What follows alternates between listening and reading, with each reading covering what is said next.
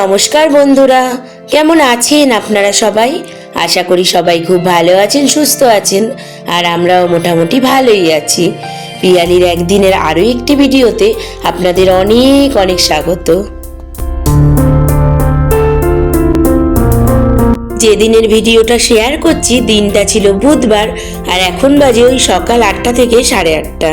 প্রথমেই সকালবেলা উঠে সব কাজকর্ম সেরে নিয়েছি, আর এখন মেয়ের জন্য টিফিনও বানিয়ে ফেলেছিলাম, আর মেয়ের খাওয়াও প্রায় কমপ্লিট। ওটা না সকালে উঠেই আমি করে নিয়েছিলাম। আর আজকে যেহেতু ওর হাফ ছুটি হবে, তাই এখন রুটি আর তরকারি খেয়েই যাচ্ছে। আর ওর শরীরটা না খুব একটা ভালো যাচ্ছে না, তাই আজকে রূপার ছেলের সাথেই ওর মেয়ে আর আমার মেয়েও বেরিয়ে গেল। তো যাকে ওরা তো চলেই গেল, আর আমি দেখুন চলে এসেছি বাড়িতে। আর এসেই না দেখুন আমার গাছে কি সুন্দর ফুল ফুটেছে, আর একটা না আর অনেকগুলো কুড়িও না হয়েছে। মনে হচ্ছে এগুলো পরপর ফুটেই যাবে।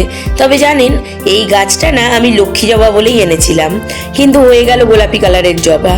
আর এই দেখুন পাশে একটা গন্ধরাজ লেবুর গাছ বসিয়েছি, সেটাও বেশ কিন্তু পাতা টাতা হয়েছে। আর এখানে লঙ্কা গাছ, তবে লঙ্কা সমেতই আমি লঙ্কা গাছ এনেছিলাম, তবে কিছু কিছু আবার ছোট ছোট না লঙ্কাও ধরেছে। এই হচ্ছে আমার গাছগাছালি। তো একদম গাছ ফাছ দেখে ঘরে এসে চা করে নিয়েছি, কারণ মেয়ে যতক্ষণ স্কুলে না বেরোয় না ততক্ষণ আর চা খাওয়া হয় না, আসলে শান্তিই হয় না। এই বলবে আমার এটা করে দাও, এই বলবে ওটা করে দাও, তার থেকে বরঞ্চ বেরিয়ে গেলে নিশ্চিন্তে একটু চা বিস্কুট খাবো, ওই জন্য বসেই ছিলাম। তাই এখন একটু শান্তিতে চা বিস্কুটটা খেয়ে নিলাম।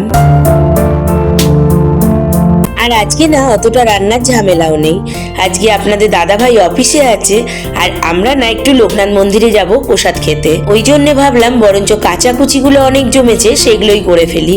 আসলে শীত তো প্রায় চলেই গেছে, তাই ওই শীতের জিনিসপত্রগুলো না কাঁচাই হচ্ছে না, তাই সকাল সকালই আজকে ভিজিয়ে দিয়েছিলাম। আর এখন না ওইগুলোই কেচে ফেলেছি। বাইরে থাকলে না বড্ড জঞ্জাল লাগছে। তো চলুন এবার একটু স্নান করে নিই। স্নান টান করে উঠতে না উঠতে দেখলাম মেয়েও বাড়িতে চলে এসছে। ওর তো 1:30টার সময় ছুটি হয়ে গেছে, আর 2টোর আগেই বাড়ি চলে এসছে। তাই জন্য ওকে নিয়েই একেবারে আমি আর শিম্পা চলে এসছি লোকনাথ মন্দিরে। আর এই যে আপনারা লোকনাথ ঠাকুরকে দর্শন করুন। আসলে আজকের দিনেই না এই মন্দিরটা স্থাপন হয়েছিল, তার জন্য এই দিন করে প্রত্যেক বছরই বলছে নাকি একটা উৎসব করা হবে, মানে মহোৎসব। আর ওদিকে না একটু মেলাও বসবে। আগের বছর প্রথম হয়েছিল, আর এইবার দ্বিতীয়বার। আর এই দেখুন তো দূর দূরান্ত থেকে সব ভক্তবৃন্দরা এসেছেন। আর এখানে না অনেক বাবাজিরাও এসেছেন, যারা কুম্ভ থেকে এখানেই একবারে চলে এসেছিলেন। সেই জন্য কুম্ভর জল না সবার জন্য নিয়ে এসছে। মানে ওই জল তো আর কত আনবে, তার মধ্যে হয়তো একটু মিশিয়েও দিয়েছে, দিয়ে সেই জলই না সবার মাথায় ছিটিয়ে দিচ্ছে। আমরা তো আর কুম্ভে যেতে পারলাম না, বরঞ্চ এখান থেকেই একটু পুণ্য অর্জন করি। আর এদিকে দেখুন আমার মেয়ে আবার কোথা থেকে একটা কাপও জোগাড় করেছে, মানে ওই চা খাওয়ার থার্মোকলের কাপগুলো। এটাই নিয়ে ও আবার গেছে ওই বাবাজির কাছে, যাতে একটু কুম্ভের জল নিতে পারে। আসলে সবাই নিচ্ছে তো, আর বলা বলিও করছে এই কুম্ভের জলটাকে নিয়ে গঙ্গা জলের মধ্যে মিশিয়ে রাখবো, তাহলেই হয়ে যাবে। ওই দেখুন কতজন বোতলও পাচ্ছে, সেই দেখেই কিন্তু ও নিয়েছে। আবার আমার হাতেও না একটা কাপ এনে দিয়েছে, বলছে মা তুমিও একটু নিয়ে নাও, কারণ একটুখানি জল দিয়েছে তো, এটা দিয়ে আবার তুমি আর শিম্পা আন্টি ভাগ করে নিও। আর এই দেখুন 3 কাপ মতো কিন্তু আমরা জল নিয়েও নিয়েছি। তো চলুন এদিক ওদিকটা একটু ঘুরে দেখি। আর জানেন রাস্তার দুদিকটা দিয়ে 2টো করে টেবিল পেতে দিয়েছে, আর অনেক মানুষজন দাঁড়িয়ে আছে। ওই দেখুন ওখানে মনে হয় খিচুড়ি তরকারি দেবে, সেটাই খাওয়া হবে। আর আমরা না একটুখানি বসে বসে অনেক কিছু সাংস্কৃতিক অনুষ্ঠান দেখছিলাম। তো এর মাঝখানেই আমরা একটু কুপনও পেয়ে গেছি, মানে ওই চেয়ার টেবিলে বসে খাওয়ার বন্দোবস্ত। আর জানেন আজকে না সকাল থেকে আমার শরীরটা ভীষণ খারাপ। কি হয়েছে কে জানে, পেটটা কেমন যেন ভার হয়ে আছে, আর না কিছু খাবার দেখলেই বমি বমি পাচ্ছে, আর না পটিও হচ্ছে।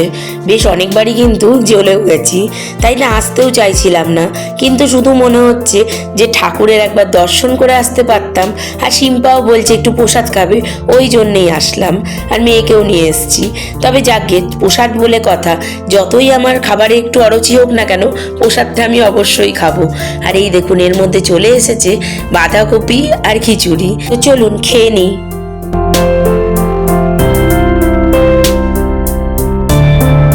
এরপর কিন্তু পনিরও চলে এসছে, তবে আমার অত ভালো লাগছে না, একটা পনির একটু টেস্ট করি, আর না মেয়েকেই দিয়ে দিয়েছিলাম। আর এই যে আমাদের সব দিদিরাও কিন্তু বসে খাচ্ছে, ওই জন্যেই না আমরা কুপনটা পেয়েছি, না হলে পেতাম না। এরপরে পায়েস বোঁদে সবই পেয়ে গেছি। এই যে আমাদের কিন্তু খাওয়া দাওয়া কমপ্লিট, এবার হাতটা ধুতে বেরোতে হবে।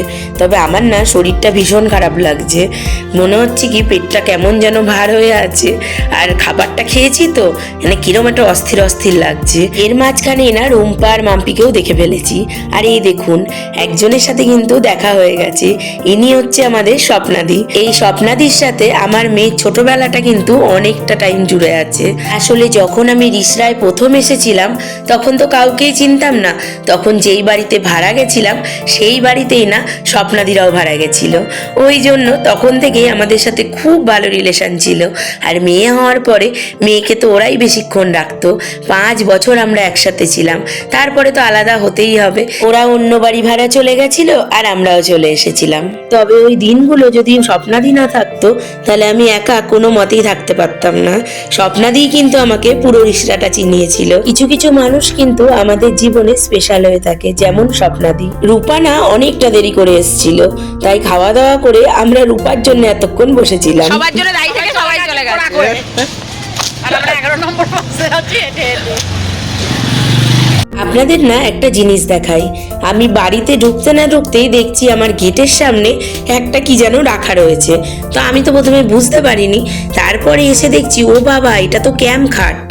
আসলে কি হয়েছে বলুন তো, কিছুদিন ধরেই না আপনাদের দাদা ভাই বারবার বলছে কদিন বাদেই তো আবার এসিটা চলবে, আর এসি চললেই ওরা দুজন ওপরে শোয় আর আমি না নিচে শুই, কারণ অত বড় খাটেও আমার মেয়ের একদম হয় না, ও পুরো খাটটা জুড়ে থাকে, মানে পারলে ওর বাবাকেই ফেলে দেয়, সেখানে আর আমি কোথায় জায়গা পাবো বলুন। তাই আমি না মেঝেটাতেই একটা বালাপোষ টালাপোষ পেতে শুই। তাই বলছে আমরা খাটে শুই আর তুমি নিচে শোবে, দেখতেও তো কেমন লাগে। অনেক দিন ধরেই বলছে তোমাকে না একটা ক্যাম্প খাট কিনে দেবো। আমিই বলছিলাম যে দরকার নেই, শুধু শুধু আবার কতগুলো টাকা নষ্ট হবে, কোনো প্রয়োজন নেই। ও মা দেখেছেন, সত্যি সত্যি ক্যাম্প খাটের অর্ডারও দিয়ে এসেছিল, নিজে তো অফিসে চলে গেছে, আর এদিকে দেখছি আমি তো ছিলাম না, আমার দরজার বাইরে ক্যাম্প খাটটাকে রেখে চলে গেছে। আসলে ফার্নিচার যে দোকান থেকে আসে দোকানদারও চেনা, আর যিনি হচ্ছে এই ভ্যানে করে নিয়ে আসেন উনিও চেনা, ওই জন্যই না রেখে দিয়ে চলে গেছে। তো আমাকেও না আপনাদের দাদাভাই বলেনি, আমি এখন ফোন করে বলছি কি গো তুমি কি ক্যাম্প খাট অর্ডার দিয়েছিলে? বলছে হ্যাঁ তোমাকে তো বলছি, তুমি বারবার বারণ করে দিচ্ছ তাই আর তোমাকে জানাইনি, না জানিয়েই অর্ডার দিয়ে দিয়েছি। আর বাড়িতে দেখুন দিয়েও গেছে। আসলে এত বড় বিছনা তো আমার মেয়ের হয় না, পারলে ওর বাবাকেই ফেলে দেবে।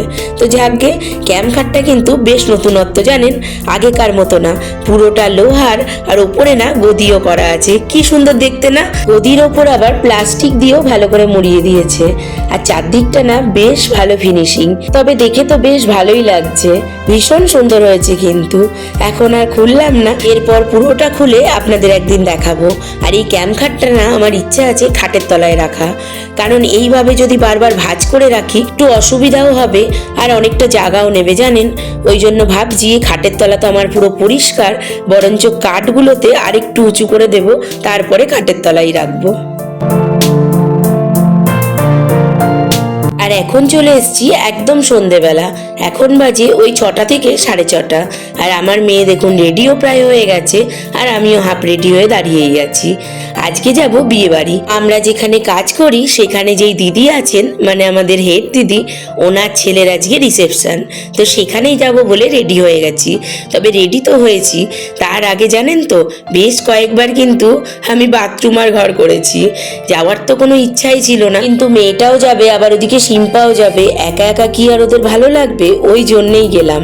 আর রেডি হয়ে শিম্পার বাড়ি যখন আসলাম ও মোটামুটি তখন হাফ রেডি হয়েছিল, আমি শুধু ফুলটা লাগিয়ে দিলাম। তো চলুন এবার বেরিয়ে পড়েছি। ওই দেখুন শিম্পার ছেলে, আমার মেয়ে আর আমরা দুজন, আপাতত আমরা 4 জন এদিক থেকে যাচ্ছি, ওদিকে তো আরো আমাদের দিদিরা সবাই যাবে। আর হ্যাঁ অবশ্যই বলবেন আমাদের সাজটা কেমন হয়েছে, একদম নিজেরাই সেজেছি, আর বুঝতেই পারছেন শরীরে এত কষ্ট হচ্ছে যে ভালো করে না সাজতেও পারিনি।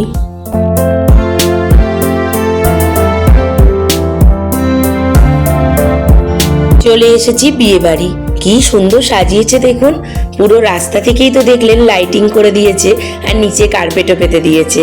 আর ভেতরটা আসতেই তো চোখ একদম জুড়িয়ে গেল। অনেকটা জায়গা মিলে জানেন তো, এখানে প্রচুর জায়গা। ওই জায়গাটা পুরো এরকম কভার করেছে। আর এই যে আমাদের ব্রাইড, অনেক লোকজন ছিল বলে তখন আর না যাইনি, দূর থেকেই দেখেছি, পরে গিয়ে আলাপ করে আসবো। এর মাঝখানেই আমাদের সব দিদিদের সাথেও কিন্তু দেখা হয়ে গেছে। আর সামনে থেকে তো ব্রাইডকে দেখাতে পারলাম না, এই যে বিয়ের যে ছবিটা দিয়েছে ওটাতেই আপনাদের দেখিয়ে দিলাম। আর এই দিকে বসেছে মকটেলের কাউন্টার, আর ওই দিকে না বসেছে স্টার্টারের কাউন্টার। বসেছে তো অনেক কিছু, এর মাঝখানে ওরা বরঞ্চ একটু স্টার্টার নিয়ে নিই, তবে আমি না কিছুই নিলাম না, আমার একদম খেতে ইচ্ছা করছে না।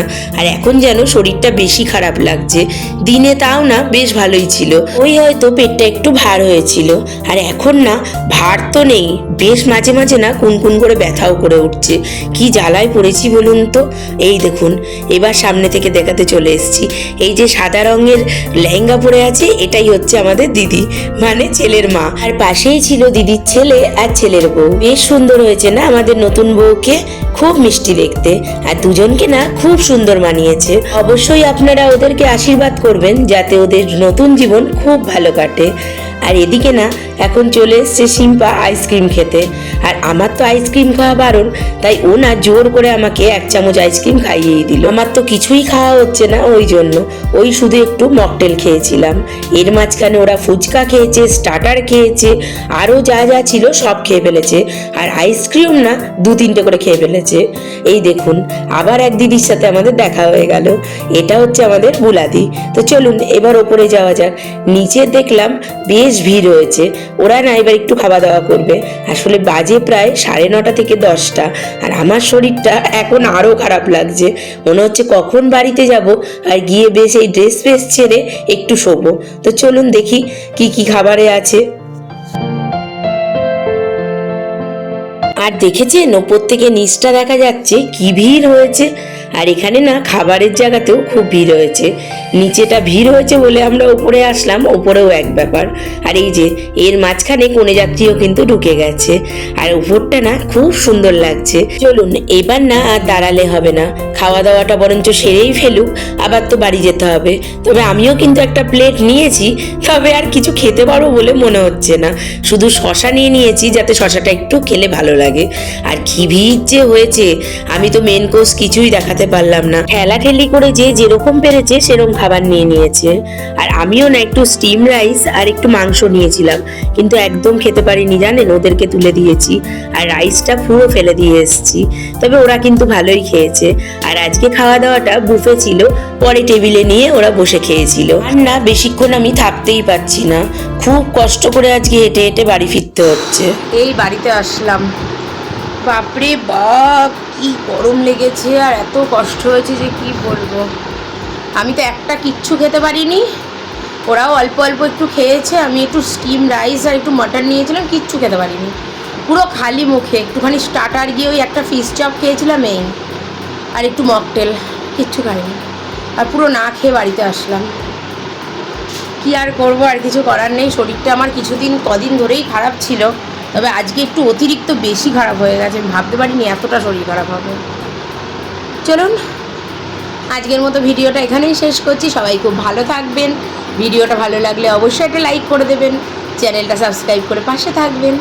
আবার আসবো নতুন একটা ভিডিও নিয়ে, ততক্ষণের জন্য টাটা।